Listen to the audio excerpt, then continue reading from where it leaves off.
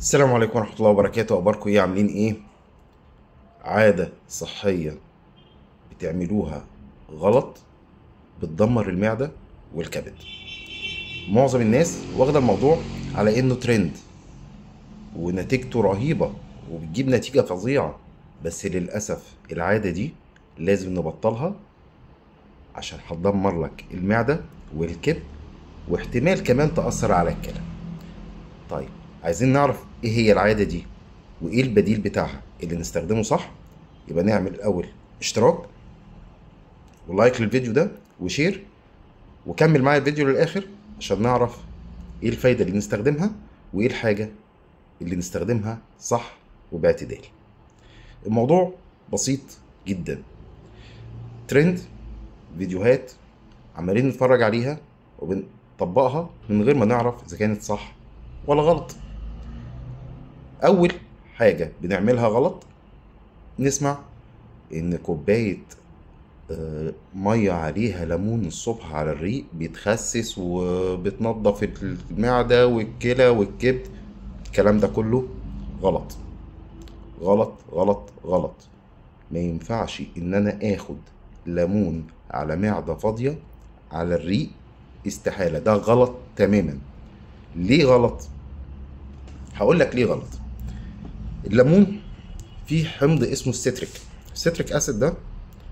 ده حمض لما بينزل المعدة على معدة فاضية، المعدة بتحس ان في خطر داخل لها، فتبتدي تفرز الانزيمات واحماض ومخاطات ليها عشان تعادل نسبة الحموضة دي.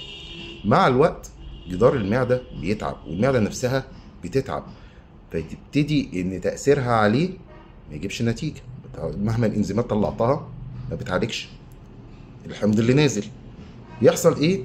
يحصل حرقان، يحصل انتفاخ، يحصل حموضة، لا قدر الله على الاستمرار على وقت طويل بيعمل حاجة اسمها قرحة المعدة. ربنا يحفظنا ويحفظكم منها ومن ألمها يا رب.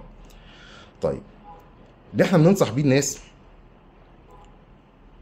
ان احنا نستخدمه ازاي وباعتدال. خلي بالكم ان برضو اي وصفة طبيعية استخدامها غلط زي استخدام الدواء الغلط بيأثر معانا على حاجة غلط، بيأثر معانا على الجسم، بيضر جزء معين في الجسم، اذا كان المعده، اذا كان الكبد، اذا كان الكلى. فالاعتدال وطريقه استخدام النباتات الطبيه والاعشاب الطبيه باعتدال وبانتظام وبعلم هيجيب معانا نتيجه كويسه، بس نسال المختص فيها. يعني عايز الفيتامين سي في الليمون، حلو جميل جدا، وفي مضادات اكسده جميله جدا، استخدمتها غلط، جرب بقى، قابل بقى اللي بيحصل. غلط تماما على الكبد، غلط تماما على المعدة، بيأثر بعد كده في امتصاص الحديد، فبالتالي يعمل لنا أنيميا فظيعة. فبالتالي الأكل اللي احنا حتى اللي احنا بناكله فيه فايدة، هنلاقيه إن هو ما بنستفادش بيه. طيب، اللي بيحصل بقى واللي احنا عايزين المفروض نعمله، عايز حاجة تاخدها على الريق، كوباية مية دافية على الريق، تمام؟ بعديها بنص ساعة نبتدي ناخد كوباية مية دافية تانية عليها معلقة عسل نقي طبيعي، عسل نحل طبعا، نقي طبيعي، ونكون واثقين برضو من مصدره ان هو طبيعي مش مغشوش. بعد كده عايز تستخدم حاجة، استخدم الأعشاب اللي بتنظف الكبد والمعدة والكلى، واحنا اتكلمنا عن الموضوع ده في حلقات قبل كده، للكلى وللكبد وللمناعة وللجسم عموما وللذاكرة كمان، احنا اتكلمنا في الموضوع ده قبل كده. اللي عايز يرجع للفيديوهات اللي قبل كده هيلاقيها على القناة، وهيلاقي كل حاجة أعشابها مستخدمة ايه. الأعشاب اللي بنستخدم الحاجات اللي بتنظف الكبد حاجة زي النعناع، البردقوش، الشمر، الجنزبيل، الكركم، باعتدال، بالطريقة برضو اللي أنا كان قايل لكم عليها في الحلقات اللي قبل كده.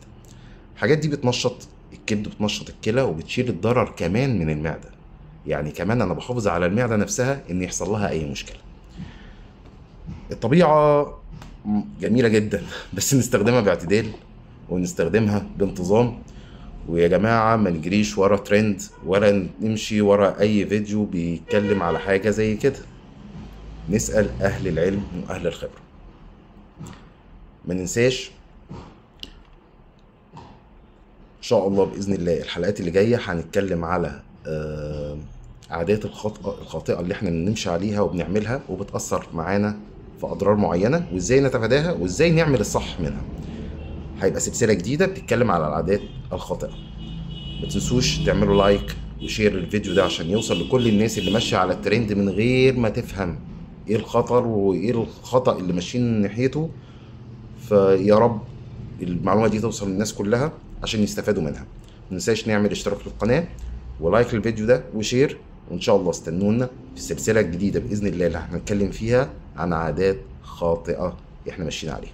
اشوفكم ان شاء الله على خير. السلام عليكم.